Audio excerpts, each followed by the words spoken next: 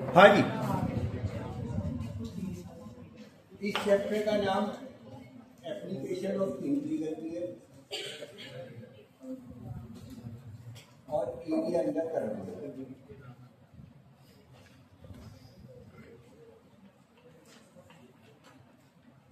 एक चैप्टर है, 5 मार्क्स का एक क्वेश्चन आना है। आसान है, इंटीग्रल ना के बराबर है। जैसे अभी आपने डेफिनेट इंटीग्रल में इंटीग्रल का यूज कम सीखा था, इसमें और भी कम ना के बराबर। जैसे कि चैप्टर का नाम बता रहा है, आपको इसमें एरिया निकालना है। जैसे मैं आपसे कह सकता हूँ, ये मेरा एक पैराबोला है, इस पैराबोला का एक लाइन ने काट दिया तो इस फिगर का एरिया हो जाएगा, या इस पैराबोला को इस लाइन ने ऐसे काट दिया, को एरिया होता है।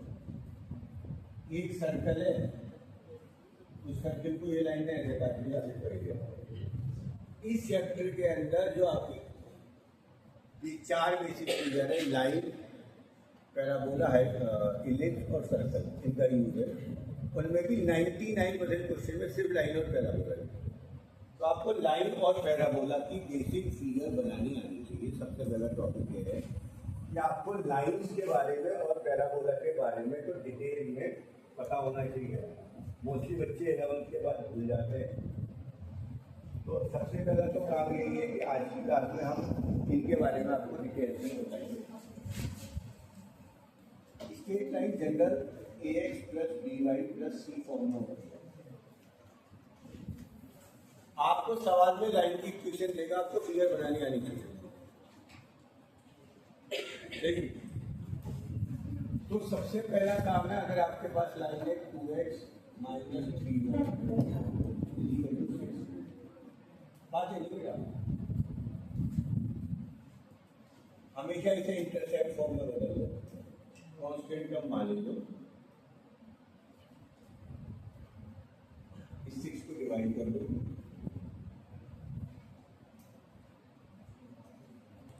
x upon 3। ये बताता है कि x के एक्सिस के ऊपर 3 इंटरसेप्ट है, y एक्सिस पे 2। ये 2 पॉइंट बनाएंगे।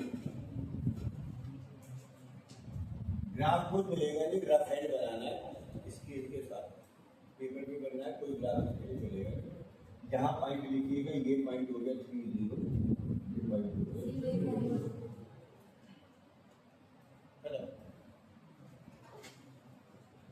अगर आपके पास है 4x माइनस 2y अपॉन 12, क्या करेंगे लेंगे?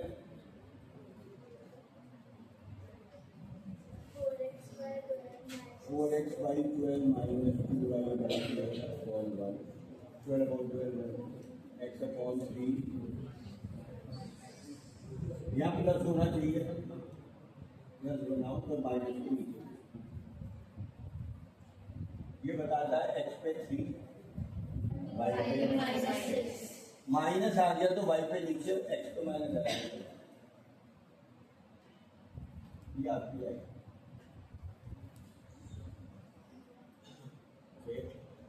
अगर लाइन के अंदर आपके पास ये आता है खाली x है, तो ये बताता है x एक्सिस पे 2, ये लाइन x बराबर 2। अगर x प्लस 3 बराबर 0 है, तो मतलब x एक्सिस पर माइनस 3 से लाइन, ये लाइन चलाएंगे x बराबर। सेम y के लिए चलेगा, अगर खाली y है तो y एक्सिस पर 1, ये y एक्सिस पर 1 है, तो 1 से 2 ये लाइन y बराबर। अगर नीचे ले लोगे तो ये हो जाएगी y बराबर। तो लाइन आपके पास या तो खाली x की फॉर्म में आएंगी, या खाली y की फॉर्म में आएंगी, या इंटरसेप्ट फॉर्म में बदलने वाले हैं। कई बार लाइन इस फॉर्म में भी बहुत आएंगी, जब आपके पास x माइनस वाई 0 है, 2x माइनस 3y या एक्स प्लस 2y0 है या 5x।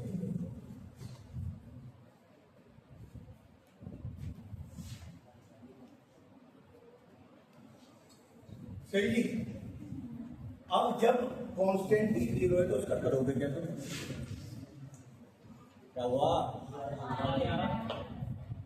कभी नीचे क्या बारिश हो रही है क्या? देखिए बारिश हो रही है। हाँ जी, या तो इंटरसेप्ट फॉर्म, या खाली है, या खाली वाई, या कांस्टेंट टर्म 0। लेकिन उसमें भी दो टाइप आएंगी, ध्यान से रखिएगा, ये बहुत आएगा। या तो बीच में माइनस होगा या बीच में अगर एक्स और वाई की टर्म में कांस्टेंट 0 है तो एक्स वाई है, 2x वाई, 3y है, या कुछ भी हो, तुम्हारी लाइन हमेशा बीच में दिमाग में रखो। इतनी टेक्निकलिटी जरूरत नहीं है, मतलब या तो लाइन ऐसे जाएगी, जो थोड़ी सी ऐसे जाएगी, जो थोड़ी सी ऐसे जाएगी। तो इतनी टेक्निकलिटी की जरूरत नहीं, झुकाव काम है ज्यादा है। तुम्हें हमेशा ओरिजिन से निकालनी है, फर्स्ट और थर्ड क्वाड्रेंट से एक लाइन खींचना काम करता है। और अगर प्लस में होगी तो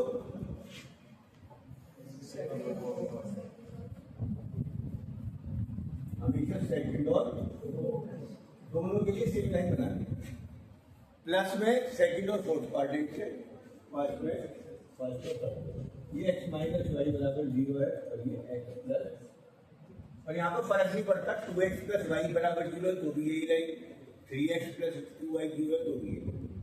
5 तरीके की लाइन है, इसके अलावा कोई लाइन नहीं आएगी। अगर कभी आपके पास लाइन आ जाए 2x प्लस 3y बराबर 5 तो घबराइएगा मत, पहला तो आएगी नहीं आएगी।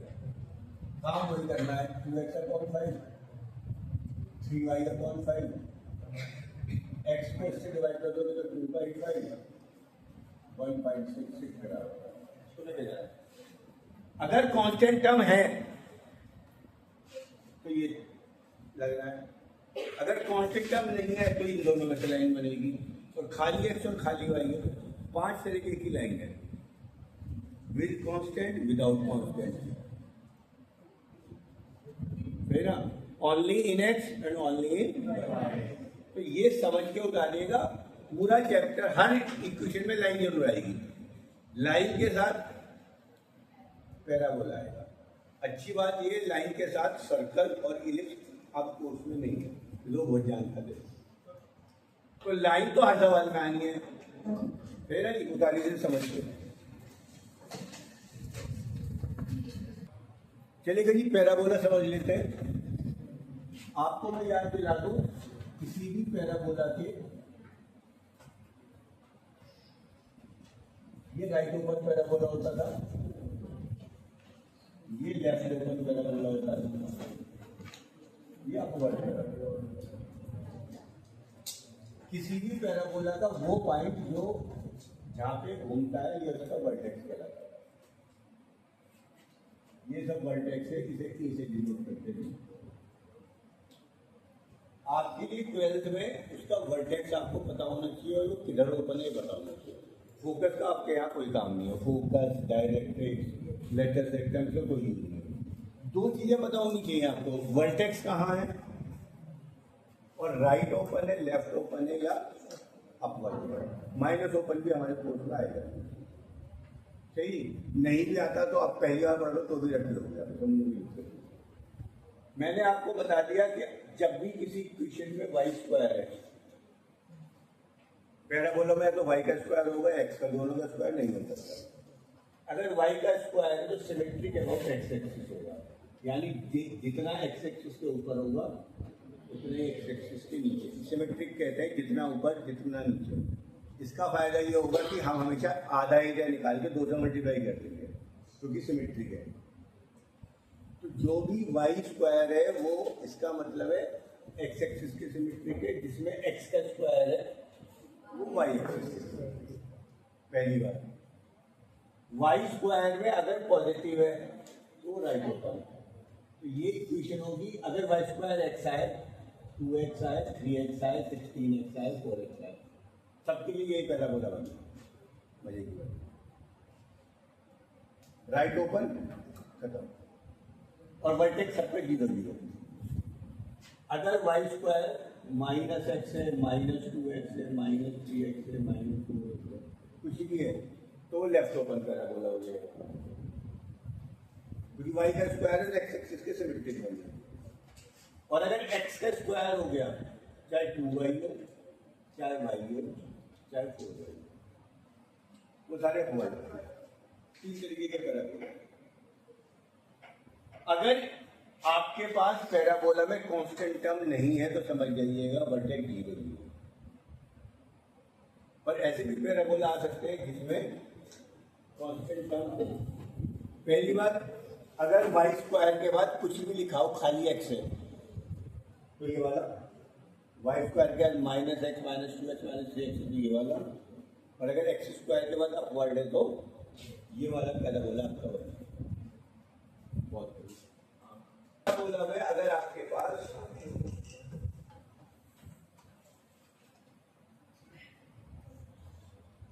इस तरीके के कुछ सवाल आ रहे हैं तो इनका क्या मतलब है, यानी कांस्टेंट टर्म आ गई तो इसका मतलब है वर्टेक्स 0 0 नहीं है। पहली बात तो यह है इसमें वाई का स्क्वायर है और एक्स पॉजिटिव है, तो ये बात पता होगी राइट ओपन। सबसे पहले पैराबोला में लिखा तो वो राइट ओपन लेफ्ट ओपन या अपवर्ड। वाई का स्क्वायर है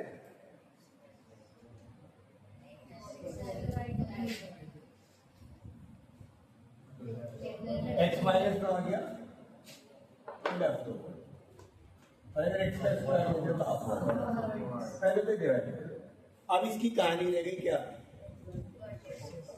वर्टेक्स निकालना। वाई स्क्वायर के बाद हमेशा 4 कॉमन लेना है, आ रहा हो या नहीं आ रहा हो, नहीं एक्स का कोएफिशिएंट कॉमन लेना है, 4 कॉमन मतलब एक्स का कोएफिशिएंट कॉमन ले लो, क्या बचा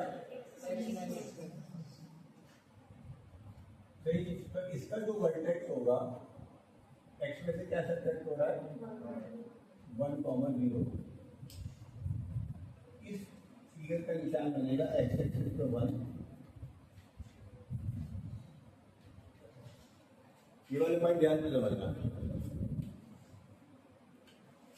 एक्स का कोएफिशिएंट कॉमन लिया, एक्स में से क्या सब्ट्रैक्ट हो रहा है 1, वाई में से क्या सब्ट्रैक्ट हो रहा है कुछ नहीं, तो ये 0, तो इसका वर्टेक्स 1 0 राइट ओपन तो पहले कॉमन। इसमें क्या कॉमन लोगे, क्या बचा लेफ्ट ओपन डिसाइडेड, वर्टेक्स क्या है इसका भी वर्टेक्स, चलो मैं यहाँ पे माइनस कर देता हूँ, यहाँ पे क्या हो जाएगा प्लस, अब वर्टेक्स क्या हो जाएगा -1 कॉमन। एक्स में से क्या सब्ट्रैक्ट हो रहा है वो देखना है। इसकी फिगर क्या बनेगी, ये पॉइंट है -1 कॉमन, लेफ्ट ओपन ये बता दो।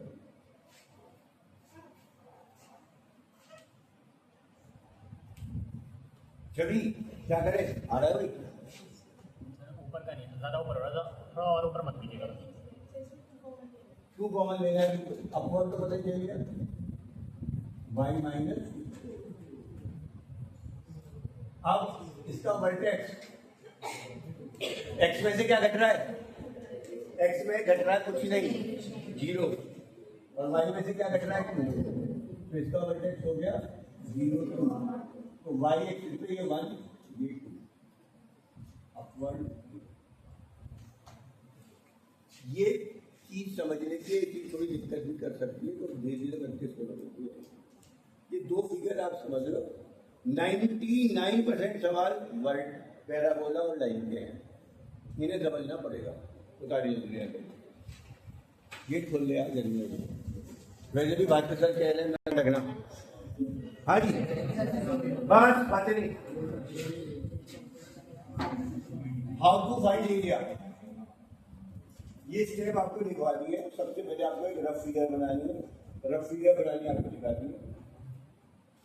अगर 2 या 2 से ज्यादा कर्व है तो आपको इंटरसेक्शन पॉइंट निकालना है। ध्यान देखिए इंटरसेक्शन पॉइंट तभी निकालना है जब लाइन सीधी नहीं है। अगर लाइन सीधी है तो तो इंटरसेक्शन पॉइंट नहीं निकालना।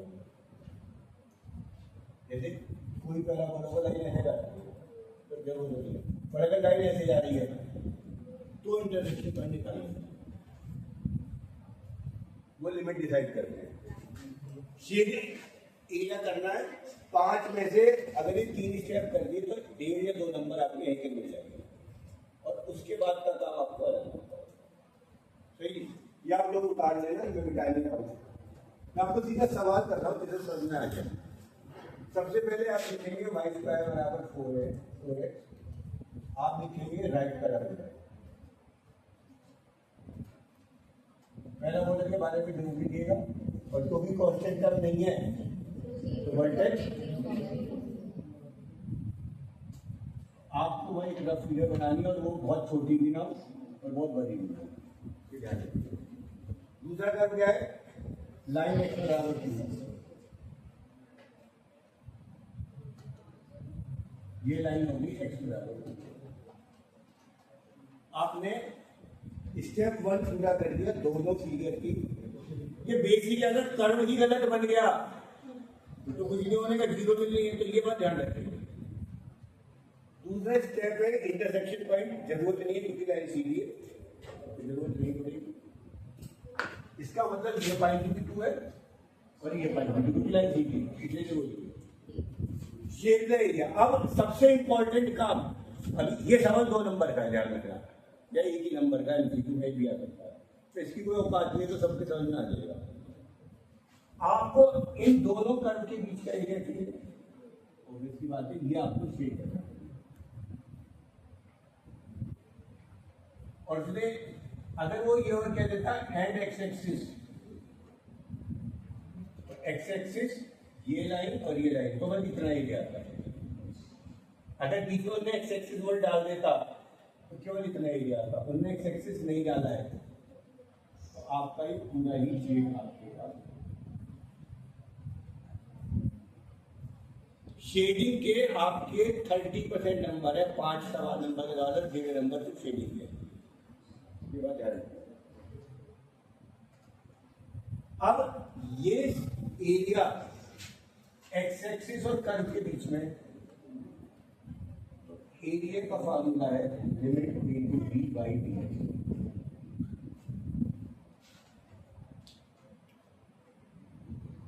इसका पेन लेके मुझे दे दे। इसमें कर्व क्या है, ये कर्व है, कर्व ये है, ये लाइन से लिमिट बता दी है, इसका कोई यूज नहीं है। इसमें y की वैल्यू है 2√x, ये शेडिंग एरिया एक्स एक्सिस पे कहां से कहां तक जा रहा है, यहां से लेकर यहां तक जा रहा है, यानी x बराबर 0 से 2 तक जा रहा है, तो सवाल की लिमिट हो गई 0 से 2।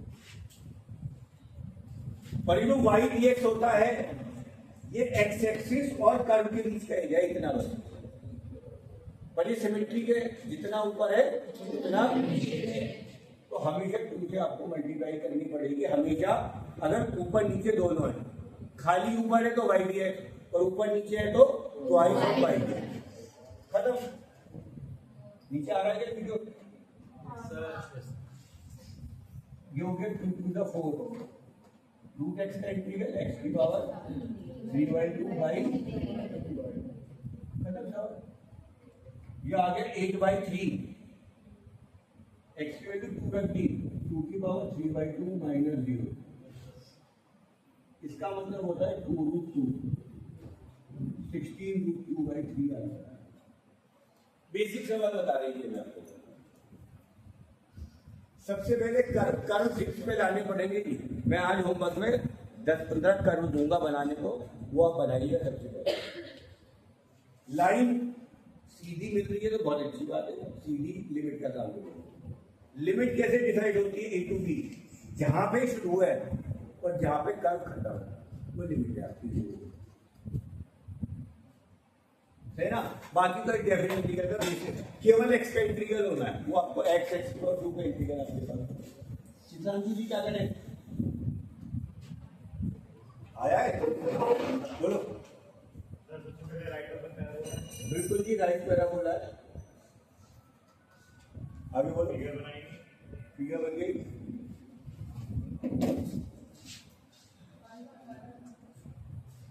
बस बस बस अभी बाद में जाओ। देख बातें वीडियो जा रही है। आगे आगे बोलो। क्या डिमांड करना है? कौन सा डिमांड?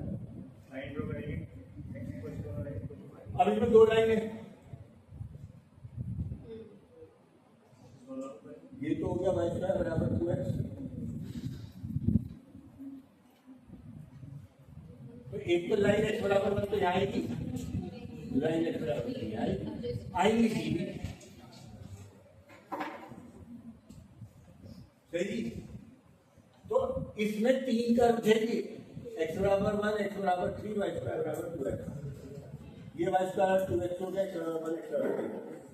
कर्व का तो खेल है। कभी अगला सवाल तुझे करना है बोर्ड पे, कि आपने तो भारी है क्या बता दिया है मैंने।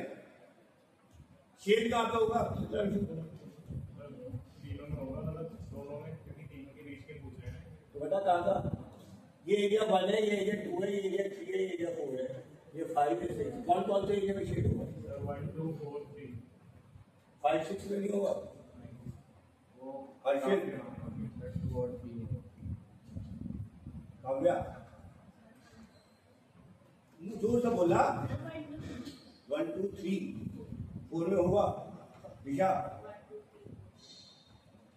उसने कहा इस कर्व को,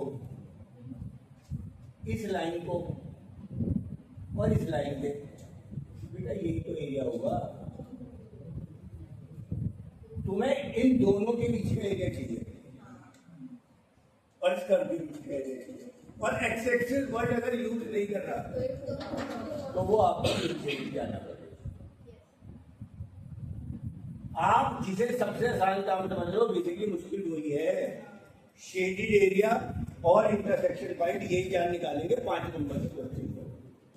पर जब तक 2 नंबर का क्वेश्चन निकल जाओगे तो काम होता है। आगे की फार्मूला लगवा। a to b by dx, y की वैल्यू रखवा a की और b की। y की वैल्यू क्या है? y की वैल्यू हो गई √2√x dx। लिमिट बता।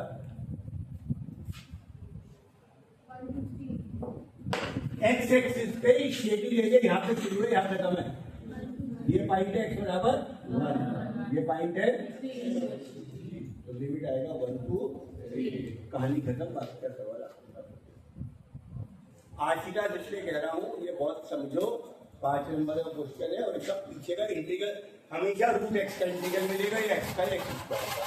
इसी तरह आपको अंश आ जाओ भैया। एक्सरसाइज एग्जांपल 3 की फिगर बना दे और तभी शेड करेगा। आजा आपको पढ़ेगा।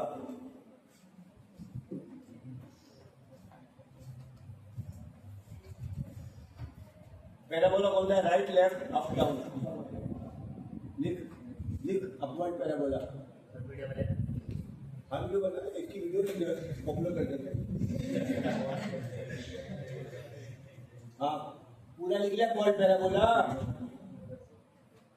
फिगर बना दे ग्राफ अपवर्ड पैराबोला।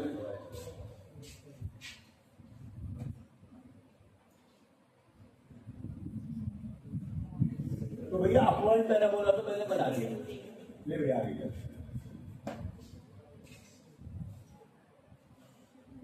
अब लाइन देखना दूसरी कौन सी है।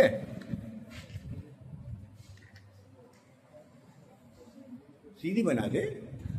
चल चल सही है, सही सही। y बराबर 2। शेड कर, कबीर से फार्मूला लिखवा लेंगे।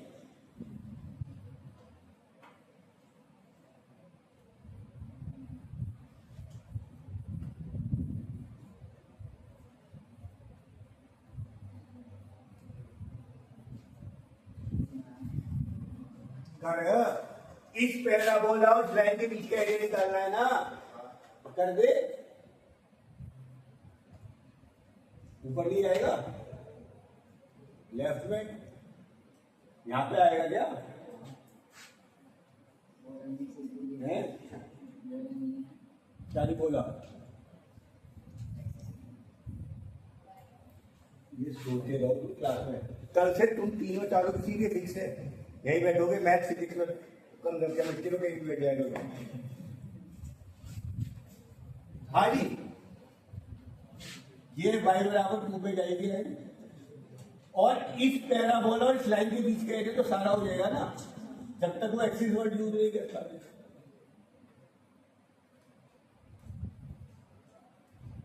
अपनी फार्मूला तो मरने का फार्मूला पूछ लिया। अब सुनो, यहां पर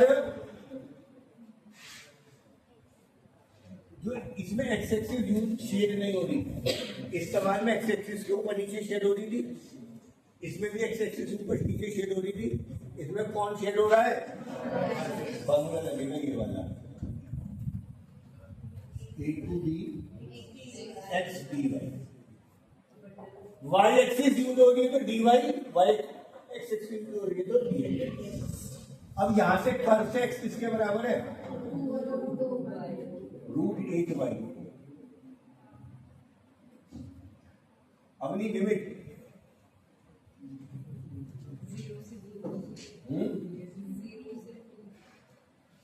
ये कर्व कहां से शुरू हो रहा है और कहां पे खत्म हो रहा है वो देख रहा है, यहां से शुरू हो रहा है, यहां पे खत्म हो रहा है, तो 0 से ठीक करती है।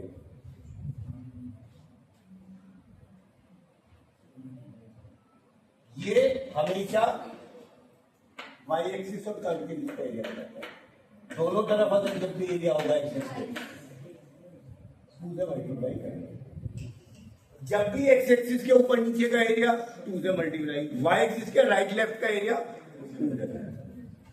ये आपके लेवल 1 के क्वेश्चन से हाँ बिल्कुल होगा, नहीं कराया तो होगा। इसमें भी जब भी ऊपर और नीचे होगा 2 से मल्टीप्लाई आपकी होगी ही होगी। चलिए उतारिए, क्या हुआ?